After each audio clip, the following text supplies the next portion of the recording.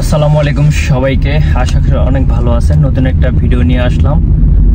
যারা জাপানে বসবাসকারী বা আছেন, প্রথমবার লাইসেন্স নিয়েছেন এবং 2 বছর পরে যখন আপনারা লাইসেন্স রিনিউ করবেন, তো সেখানে কি কি করণীয় আজকে আপনাদের কাছে সেই জিনিসটা শেয়ার করব।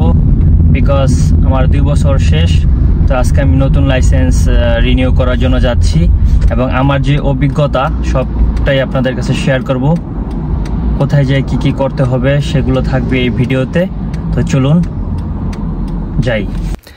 এরকম একটা 2 মাস আগে রিনিউ করার জন্য হাগাগি চলে আসবে। হাগাগি করার পরে যে 3 নাম্বার পেজে ফোন নাম্বার দেওয়া আছে, ফোন দিয়ে ওয়েক করে তারপরে যেতে হবে।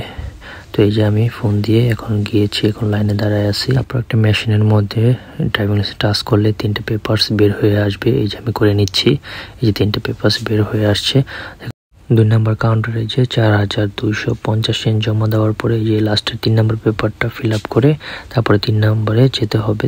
2 নাম্বারে আপনার টাকা পে করে 4250 yen, এরপরে এই কাগজটা পূরণ করে 3 নাম্বারে যেতে বলবে। 3 নাম্বার হচ্ছে আপনার মেডিকেল চেক আপ, চোখের চেক আপ করার পরে 3 নাম্বার থেকে মেডিকেল চেক আপ মানে আপনার চোখ চেক আপ করার পরে এখানে 4 নাম্বারে যেতে বলবে। তো 4 নাম্বারে চলে আসলাম।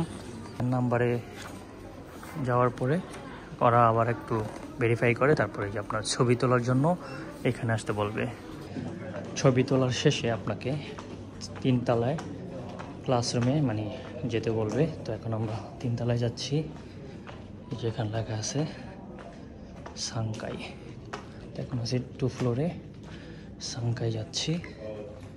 এখানে আবার 2 জন দাঁড়ায় আছে ক্লাসরুমে। আপনাকে এই 8 নম্বর ক্লাসে 8 নম্বর রুমে ক্লাস হবে। এখন এই জায়গায় কাকুন করে করে ঢোকাচ্ছে আর কি।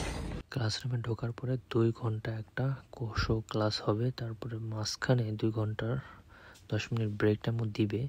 এই যে আমরা এখন বক বক শুনতেছি, এগুলো বলে ভালো লাগে। আর জাপানিজদের বক বক শোনাটা আসলে একটা বিরক্তিকর। যাই হোক, ওদের রুলস রেগুলেশন মেনেই তো সব কিছু করতে হবে। তাই বসে 2 ঘন্টা এই কোর্সও ক্লাস করে তারপরে দেন লাইসেন্স হাতে দিবে সবাইকে।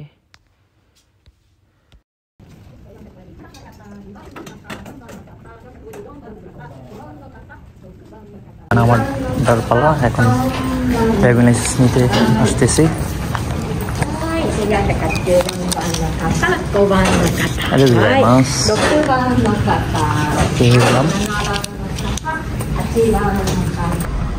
সবাইকে ধন্যবাদ।